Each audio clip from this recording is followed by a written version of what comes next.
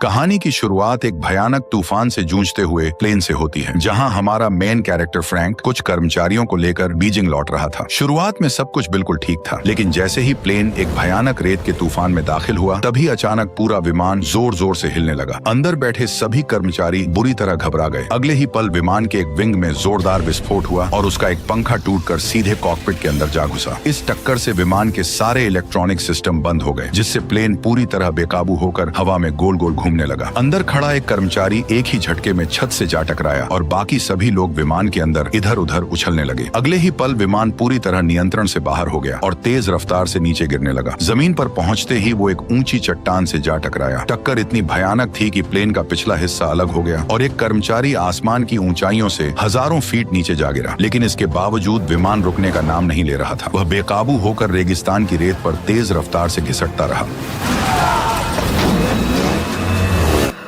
कई घंटों बाद जब सभी को होश आया तो उन्होंने देखा कि आखिरकार विमान रुक चुका है। लेकिन इस भयानक हादसे की वजह से उनके 3 साथी मौके पर ही मारे जा चुके थे और कैप्टन फ्रैंक भी गंभीर रूप से घायल था। बाहर रेत का तूफान अब भी थमने का नाम नहीं ले रहा था। ऐसे में विमान से बाहर निकलना नामुमकिन था। ऊपर से विमान के अंदर ऑक्सीजन भी लगातार कम होती जा रही थी। तभी मजबूर होकर एक साथी ने बिना सोचे समझे खिड़की तोड़ दी। लेकिन अगले ही पल तेज रफ्तार से रेत अंदर भरने लगी। तभी सबको एहसास हुआ कि उनका पूरा विमान रेत के नीचे दब चुका है। कुछ देर बाद तूफानी हवाओं ने रेत हटानी शुरू कर दी और देखते ही देखते पूरा विमान दोबारा नजर आने लगा। बचे हुए सभी लोग डरते डरते प्लेन से बाहर निकले। बाहर आते ही उन्होंने सबसे पहले खाने पीने के सामान की जांच की। तभी उन्हें एक डरावना सच पता चला। उनके पास सिर्फ 1 महीने का राशन और पीने का पानी ही बचा था। कैप्टन ने मैप देखकर सभी को बताया कि उनका विमान चीन के एक ऐसे अनजान रेगिस्तानी इलाके में क्रैश हुआ है, जहां दूर दूर तक किसी इंसान का नामो निशान तक नहीं है। सबसे बड़ी परेशानी यह थी कि उनके पास कोई भी रेडियो सिग्नल नहीं बचा था, जिससे वे किसी को अपनी मदद के लिए बुला सकें। इसी बीच एक गंजा आदमी आगे आया और बोला कि वह पैदल चलकर इस रेगिस्तान से बाहर निकल सकता है, क्योंकि वो पहले कई बार ट्रैकिंग कर चुका है। लेकिन तभी रेडी नाम के एक आदमी ने उसे रोक दिया। उसने बताया कि अभी जुलाई का महीना चल रहा है और इस रेगिस्तान में जुलाई साल का सबसे तपता हुआ महीना माना जाता है। उसने समझाया कि अगर कोई यहाँ से 1 गिलास पानी पीकर भी निकले तो रास्ते में उसके शरीर से उससे 10 गुना ज्यादा पसीना निकल जाएगा। ये सुनते ही गंजे को भी समझ आ गया कि इस रेगिस्तान को अकेले पार करना लगभग नामुमकिन है। इसके बाद सभी ने मिलकर अपने मारे गए तीनों साथियों को रेगिस्तान की रेत में दफना दिया। यह पल हर किसी के लिए बेहद दर्दनाक था, क्योंकि अब उन्हें समझ आ चुका था कि उनकी असली जंग तो अब शुरू होने वाली है। उस रात सभी लोग थक हार कर प्लेन के अंदर ही सो गए। उन्हें उम्मीद थी कि अगले दिन कोई नया रास्ता निकल आएगा। लेकिन आधी रात को जैसे ही डेविस वॉशरूम जाने के लिए प्लेन से बाहर निकला, तभी रेगिस्तान में तेज आंधी चलने लगी। अचानक उसका पैर एक पत्थर से टकराया और उसका संतुलन बिगड़ गया। वह रेत के टीले से फिसलता हुआ सीधे एक गहरी खाई में जा गिरा। धूल भरी आंधी की वजह से उसे कुछ भी दिखाई नहीं दे रहा था। उसने मदद के लिए जोर जोर से आवाज लगानी शुरू कर दी, लेकिन तेज हवाओं ने उसकी हर चीख दबा दी। अगली सुबह जब सभी लोगों की आंख खुली तो पता चला कि डेविस गायब था। ये सुनते ही सभी घबराकर उसे चारों तरफ ढूंढने लगे, लेकिन काफी देर तक तलाश करने के बाद भी उसका कहीं कोई निशान नहीं मिला। दरअसल रात में आए भीषण रेत के तूफान में डेविस जिंदा ही रेत के नीचे दब चुका था। लेकिन इस सच्चाई से पूरी तरह बेखबर उसका सुपरवाइजर जोर जोर से उसका नाम पुकारने लगा। वह तुरंत उसे ढूंढने के लिए बाहर निकलने ही वाला था कि तभी एक और भीषण रेत का तूफान सीधे उनकी तरफ बढ़ने लगा। मजबूरन बाकी लोगों ने उसे पकड़कर वापस विमान के अंदर खींच लिया। तूफान थमने के बाद साथी के गायब होने से पूरे ग्रुप में बेचैनी फैल गई। इसी बीच 2 पैसेंजर्स चुपके से कुछ पानी की बोतलें लेकर रेगिस्तान से निकलने की तैयारी करने लगे। लेकिन तभी कैप्टन ने उन्हें देख लिया। उसने सख्त लहजे में कहा कि यहाँ से कोई भी पानी की एक बूंद भी नहीं ले जाएगा। देखते ही देखते बात इतनी बढ़ गई कि दोनों के बीच हाथापाई शुरू हो गई और इसी धक्का मुक्की में पानी की बोतल लोहे के पाइप से टकराकर फूट गई, जिससे उनका बचा हुआ सारा पानी रेगिस्तान की रेत में बर्बाद हो गया। ये देखकर सभी लोगों का गुस्सा और भड़क उठा। तभी इलियट नाम का एक आदमी आगे आया। उसने किसी तरह सबको शांत कराया और कहा कि उसके पास यहाँ से जिंदा निकलने का एक तरीका है। उसने बताया कि वह पिछले कई दिनों से टूटे हुए प्लेन की बारीकी से जांच कर रहा था। उसका कहना था कि अगर सभी लोग साथ दें तो उसी विमान के मलबे से एक छोटा प्लेन बनाया जा सकता है। ये सुनकर कैप्टन ने हैरानी से पूछा कि उसे प्लेन के बारे में कितनी जानकारी है। एलियट ने पूरे आत्मविश्वास से जवाब दिया कि वह पहले भी कई विमान डिजाइन कर चुका है और इस टूटे हुए विमान से भी एक नया विमान तैयार कर सकता है। उसकी बात सुनते ही सभी के अंदर उम्मीद की एक नई किरण जाग उठी। सभी लोग एलियट का साथ देने के लिए तैयार हो गए, लेकिन कैप्टन अब भी अपनी बात पर अड़ा रहा। उसका कहना था कि बिना जरूरी सामान के इस रेगिस्तान में प्लेन बनाना नामुमकिन है। उसके मुताबिक इससे सिर्फ समय और राशन की बर्बादी होगी। लेकिन अगली सुबह एक नई मुसीबत सामने आ गई। लिडल नाम का उनका एक साथी बिना किसी को बताए अचानक गायब हो चुका था। ये खबर मिलते ही कैली तुरंत उसे ढूंढने के लिए निकलने लगी, लेकिन कैप्टन ने उसे वहीं रोक दिया। वह खुद पानी की एक बोतल लेकर अकेले उसकी तलाश में निकल पड़ा। चलते चलते वह उस जगह पहुंचा जहां प्लेन का पिछला हिस्सा चट्टानों से टकराया था। वहीं उसकी नजर उस आदमी की लाश पर पड़ी जो हादसे के वक्त प्लेन से बाहर जा गिरा था। करीब जाकर देखने पर कैप्टन के होश उड़ गए। उस आदमी के शरीर से सारे कपड़े गायब थे और पूरी बॉडी गोलियों के निशानों से भरी हुई थी। तभी लिडल भी वहीं पहुंच गया जिसकी तलाश में कैप्टन यहाँ तक आया था। लिडल ने बताया कि वह अपनी घड़ी लेने वापस आया था। वह घड़ी उसे उसकी गर्लफ्रेंड ने गिफ्ट की थी, लेकिन जब उसने लाश की कलाई देखी तो घड़ी गायब थी। उसी पल उसे समझ आ गया कि इस सुनसान रेगिस्तान में उनके अलावा भी कोई मौजूद है और वह इतना बेरहम है कि उसने एक मरे हुए इंसान पर कई गोलियां चलाई और उसकी घड़ी छीनकर वहां से फरार हो गया। ये सुनकर कैप्टन तुरंत उसे वापस चलने के लिए कहने लगा, लेकिन लिडल ने उससे पूछा कि आखिर वह नया प्लेन बनाने के खिलाफ क्यों है। कैप्टन ने साफ कहा कि वह लोगों को झूठी उम्मीद नहीं देना चाहता है, क्योंकि उसे यकीन था कि वह प्लेन कभी उड़ नहीं पाएगा। इस पर लिडल ने एक ऐसी बात कही जिसने कैप्टन की पूरी सोच बदल दी। उसने कहा, अगर हम किसी को खुशी नहीं दे सकते तो कम से कम उसकी जीने की उम्मीद तो नहीं छीननी चाहिए। लिडल की यह बात सीधे कैप्टन के दिल में उतर गई। आखिरकार उसने भी नया प्लेन बनाने का फैसला कर लिया। जब दोनों वापस कैंप पहुंचे तब कैप्टन ने एलियट से कहा कि अब सभी लोग उसके साथ मिलकर नया प्लेन बनाएंगे। यह सुनकर सबके चेहरों पर फिर से उम्मीद लौट आई। इसके बाद सभी लोग एलियट के इशारों पर टूटे हुए प्लेन के मलबे से नया प्लेन बनाने में जुट गए। लेकिन रेगिस्तान की भीषण गर्मी ने उनका काम और मुश्किल बना दिया। दिन में बाहर काम करना अपनी जान जोखिम में डालने जैसा था, इसलिए उन्होंने फैसला किया कि वे सब लोग दिन में आराम करेंगे और पूरी रात काम करेंगे। इस सब की पूरी जिम्मेदारी कैप्टन ने संभाल ली ताकि हर चीज सही समय पर हो। उन्होंने प्लेन के पास आग जलाई और एक छोटे जनरेटर से रात में रोशनी का इंतजाम कर लिया। लेकिन एक रात वेल्डिंग करते समय कुछ चिंगारियां सीधे फ्यूल के ड्रम पर जा गिरी और तभी अचानक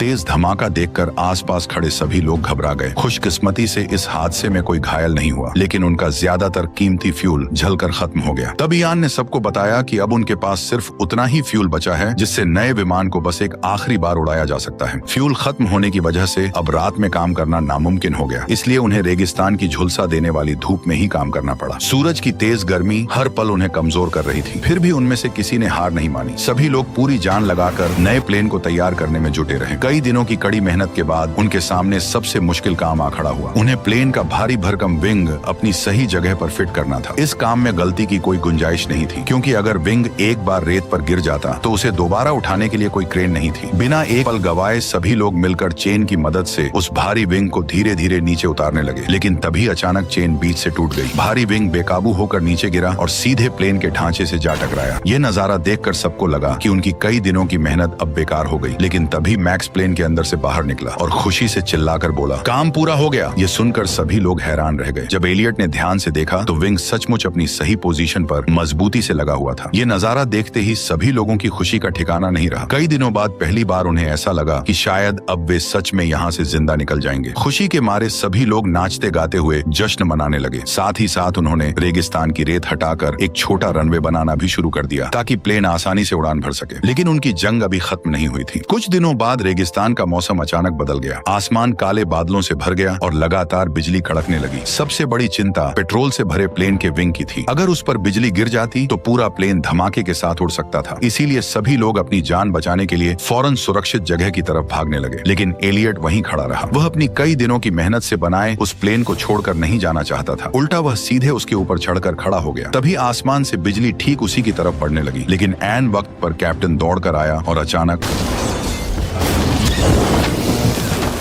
इस तरह कैप्टन ने एलियट की जान बचा ली, क्योंकि वो जानता था अगर एलियट मर गया तो इस प्लेन को पूरा बनाना नामुमकिन हो जाएगा। तूफान गुजरने के बाद सभी ने मिलकर अपने नए प्लेन का नाम फिनिक्स रखा। हालांकि अभी उस पर थोड़ा काम बाकी था। इसी बीच उनका पीने का पानी भी तेजी से खत्म हो रहा था। इसीलिए केली आखिरी उम्मीद लेकर पानी की तलाश में निकल पड़ी। लेकिन कुछ ही दूर जाकर उसे एक ऐसा नजारा दिखा जिसने उसके होश उड़ा दिए। वह बिना एक पल गवाए दौड़ती हुई अपनी टीम के पास लौट आई। रात होते ही कैप्टन अपने दो साथियों के साथ दूरबीन लेकर वहां पहुंचा। तभी उसने देखा कि रेगिस्तान रेगिस्तान में कुछ दूरी पर कई टेंट लगे हुए हैं। कैप्टन और मार्क ने ध्यान से देखा तो समझ गए कि वे साधारण लोग नहीं हैं। वे खतरनाक लुटेरे हैं जो रेगिस्तान के रास्ते हथियारों की तस्करी करते हैं। कैप्टन ने कहा कि अब पानी का इंतजाम करने का सिर्फ एक ही रास्ता बचा है, उन्हें उन्हीं लुटेरों के पास जाकर मदद मांगनी होगी। लेकिन एलियट ने तुरंत ऐसा करने से मना कर दिया। उसने कहा कि उन लोगों के पास खतरनाक हथियार हैं। अगर कैप्टन के साथ कुछ हो गया तो फीनिक्स को पूरा बनाना नामुमकिन हो जाएगा। फिर भी कैप्टन के कहने पर उसके कुछ साथी लुटेरों की तरफ निकल पड़े। वहीं सुरक्षा के लिए कैप्टन अपने एक साथी के साथ कुछ दूरी पर एक बड़ी चट्टान के पीछे छिप गया ताकि जरूरत पड़ने पर कवर फायर दे सके। उधर जैसे ही उनके साथी पानी मांगने के लिए आगे बढ़े तभी एक लुटेरे ने बिना उनकी बात सुने ही सीधे उन पर फायरिंग शुरू कर दी, जिससे उनका एक साथी मौके पर ही मारा गया। ये देखते ही कैप्टन और उसके साथी ने भी जवाबी हमला शुरू कर दिया। कुछ ही देर में लगभग सारे लुटेरे वहीं ढेर हो गए। हालांकि एक लुटेरा घायल हालत में वहां से भाग निकला। कैप्टन चाहता तो उसे आसानी से मार सकता था, लेकिन उसने गोली नहीं चलाई क्योंकि वह कातिल नहीं बनना चाहता था। इसी बीच कैप्टन मारे गए लुटेरों की तलाशी लेने लगा। तभी उसकी नजर एक लुटेरे की कलाई पर बंधी घड़ी पर गई। उसने देखा कि यह वही घड़ी थी जो लिडल की गर्लफ्रेंड ने उसे गिफ्ट की थी। अब सबको पूरी सच्चाई समझ आ गई। प्लेन क्रैश के बाद जिस मरे हुए साथी की लाश पर गोलियां चलाई गई थी और जिसकी घड़ी लूट ली गई थी, उसे लूटने वाले कोई और नहीं बल्कि यही लुटेरे थे। इसके बाद वे एक घायल लुटेरे को पकड़कर अपने कैंप में ले आए। ग्रुप के कुछ लोग उसे वहीं मार देना चाहते थे क्योंकि उसके साथियों ने उनके एक दोस्त की जान ले ली थी, लेकिन कैप्टन ने ऐसा करने से साफ इनकार कर दिया। इसी बात को लेकर पूरी टीम के बीच जोरदार बहस छिड़ गई। तभी एलियट ने अचानक बंदूक निकाली और घायल लुटेरे को गोली मार दी। ये देखकर कैप्टन का गुस्सा फूट पड़ा। दोनों के बीच जोरदार बहस शुरू हो गई। एलियट ने सारा दोष कैप्टन पर डाल दिया। उसने कहा कि अगर कैप्टन की गलती न होती तो वे इस रेगिस्तान में कभी नहीं फंसते। उसने यह भी याद दिलाया कि उसने पहले ही लुटेरों के पास जाने से मना किया था, लेकिन कैप्टन ने उसकी एक नहीं सुनी और उसी फैसले की वजह से उनका एक और साथी मारा गया। यह सुनते ही कैप्टन अपना आपा खो बैठा। गुस्से में उसने एलियट के चेहरे पर जोरदार मुक्का जड़ दिया। उस एक मुक्के ने एलियट की ईगो को हर्ट कर दिया। वह गुस्से में सबके सामने साफ साफ बोल दिया कि अब वह फीनिक्स पर 1 मिनट भी काम नहीं करेगा। यह सुनते ही पूरे ग्रुप में खलबली मच गई क्योंकि सभी जानते थे कि अगर एलियट ने साथ छोड़ दिया तो फीनिक्स कभी पूरा नहीं बन पाएगा। आखिरकार सबकी जान बचाने के लिए कैप्टन को उसके सामने झुकना पड़ा। वह खुद एलियट के पास गया और उससे माफी मांगते हुए बोला कि अब से वह उसकी हर बात बिना कोई सवाल किए मानेगा। कैप्टन की बात सुनकर आखिरकार एलियट का गुस्सा शांत हो गया और वह एक बार फिर फीनिक्स को पूरा बनाने में जुट गया। लेकिन काम शुरू होते ही लुटेरे एक बार फिर वहां आ पहुंचे। इस बार उन्होंने हमला करने की बजाय इंतजार करना बेहतर समझा। उन्हें मालूम था कि अब कैप्टन की टीम के पास उन्हीं की बंदूकें थीं, इसलिए उन्होंने सोचा कि जैसे ही इन लोगों का राशन और पानी खत्म होगा पूरी टीम खुद ब खुद कमजोर पड़ जाएगी और तब उन पर हमला करना बहुत आसान हो जाएगा। उधर बढ़ते खतरे को देखकर टीम ने फीनिक्स को तैयार करने की रफ्तार और बढ़ा दी। आखिरकार कई दिनों की जी तोड़ मेहनत के बाद फीनिक्स पूरी तरह तैयार हो गया। लेकिन तभी कैप्टन के हाथ एक पुरानी मैगजीन लगी। उसमें छोटे छोटे प्लेन के कई मॉडल छपे हुए थे। उन्हें देखते ही कैप्टन के होश उड़ गए क्योंकि फीनिक्स का डिजाइन उन्हीं मॉडल्स से मिलता जुलता था। अगले ही पल एलियट का सबसे बड़ा राज सबके सामने आ गया। शुरुआत में वह जिन प्लेन की बात कर रहा था वे असली नहीं बल्कि बच्चों के उड़ने वाले मॉडल प्लेन थे। एलियट पूरी जिंदगी सिर्फ रिमोट कंट्रोल मॉडल प्लेन ही डिजाइन करता आया था। उसने आज तक कभी कोई असली उड़ने वाला प्लेन बनाया ही नहीं था। ये सच सामने आते ही सबका गुस्सा फूट पड़ा। इयान नाम का एक साथी तो गुस्से में सीधे एलियट के माथे पर बंदूक तान कर खड़ा हो गया। वह चिल्लाकर बोला कि एलियट इतने दिनों से सबकी जिंदगी के साथ खेल कर रहा था। उसके मुताबिक यह कबाड़ जैसा प्लेन कभी उड़ ही नहीं सकता है। लेकिन एलियट के चेहरे पर जरा भी डर नहीं था। उसे अपने डिजाइन पर पूरा भरोसा था। वो फुल कॉन्फिडेंस के साथ बोला कि उसका बनाया हुआ प्लेन जरूर उड़ेगा। तभी कैप्टन ने बीच में आकर समय रहते इयान को गोली चलाने से रोक दिया। उसी वक्त रेगिस्तान में फिर से तेज आंधी चलने लगी। हवा का दबाव इतना बढ़ गया कि फीनिक्स अपने आप हल्का हल्का ऊपर उठने लगा। ये देखकर सबको यकीन हो गया कि एलियट का डिजाइन सचमुच काम कर सकता है। लेकिन अगले ही पल आंधी और भी भयानक हो गई। देखते ही देखते पूरा फीनिक्स रेत के नीचे दब गया। मौसम शांत होने पर सबने रेत में दफन अपना प्लेन देखा और उनकी सारी खुशी एक बार फिर मायूसी में बदल गई। रेत में दबा फीनिक्स देखकर सबको लगने लगा कि उनकी सारी मेहनत बेकार हो चुकी है। अब शायद वे फीनिक्स को कभी भी रेत से बाहर नहीं निकाल पाएंगे। लेकिन तभी कैप्टन आगे आया। उसने कहा कि उन्होंने अपना खून पसीना बहाकर फीनिक्स बनाया है और अब वे इसे हर हाल में उड़ाकर ही यहाँ से निकलेंगे। कैप्टन ने सबको याद दिलाया कि उनका परिवार बेसब्री से उनका इंतजार कर रहा है और वे अपने साथियों की कुर्बानी को यूं ही बेकार नहीं जाने देंगे। कैप्टन की बातों ने पूरी टीम में फिर से जान डाल दी। सभी लोग पूरी ताकत से जुट गए। उन्होंने कुछ ही मिनटों में मिलकर फीनिक्स को रेत से बाहर निकाल लिया और धकेल कर रनवे तक ले आए। सब कुछ तैयार होने के बाद कैप्टन पहली बार फीनिक्स का इंजन स्टार्ट करने पहुंचा। सभी लोग बेसब्री से उसके चालू होने का इंतजार कर रहे थे। लेकिन तभी इंजन के अंदर एक छोटा सा धमाका हुआ। उसकी तेज आवाज दूर बैठे लुटेरों तक भी पहुंच गई और अगले ही पल फीनिक्स का इंजन फिर बंद हो गया। ये देखकर सबकी सांसें थम गईं। लेकिन कैप्टन ने हार नहीं मानी। उसने दोबारा इंजन स्टार्ट करने की कोशिश की, मगर हर बार इंजन कुछ सेकंड चलता चलता और फिर बंद हो जाता। ये देखकर एलियट समेत सभी लोगों की उम्मीद टूटने लगी। उन्हें लगने लगा कि शायद उनका आखिरी मौका भी खत्म हो गया है। लेकिन कैप्टन ने एक आखिरी कोशिश की और इस बार फीनिक्स का इंजन जोरदार गूंज के साथ पूरी तरह स्टार्ट हो गया। ये देखते ही सभी खुशी से झूम उठे। इंजन की गूंज दूर बैठे लुटेरों तक भी पहुंच गई। वे तुरंत घोड़ों पर सवार हुए और बंदूकें लेकर फीनिक्स की तरफ दौड़ पड़े। इधर सभी लोग फौरन प्लेन पर चढ़ गए और उसके विंग्स को कसकर पकड़ लिया। दरअसल एलियट ने फीनिक्स को एक अलग ही तरीके से डिजाइन किया था। उसमें अंदर बैठने की कोई जगह नहीं थी। उन्होंने टूटे हुए बड़े विमान के हिस्सों से सिर्फ उड़ने लायक हल्का ढांचा तैयार किया था ताकि बहुत कम फ्यूल में भी वह इस रेगिस्तान से बाहर निकल सके। फीनिक्स रनवे पर पूरी रफ्तार से दौड़ने लगा। उधर पीछे से लुटेरे लगातार गोलियां बरसा रहे थे। इसी फायरिंग के बीच प्लेन के एक विंग में खराबी आ गई। ये देखते ही एलियट बिना देर किए पीछे की तरफ पहुंच गया। उसने अपनी जान जोखिम में डालकर उड़ते प्लेन में ही उस खराबी को ठीक करना शुरू कर दिया। तभी रनवे भी खत्म हो गया और फीनिक्स सीधे एक गहरी घाटी की ओर बढ़ने लगा। उनके पास रुकने का कोई रास्ता नहीं था क्योंकि पीछे लुटेरे लगे हुए थे। अगले ही पल प्लेन सीधे घाटी में जा गिरा। यह देखकर पीछा कर रहे लुटेरे वहीं रुक गए। उन्हें पूरा यकीन हो गया कि फीनिक्स अब खत्म हो चुका है। लेकिन अगले ही पल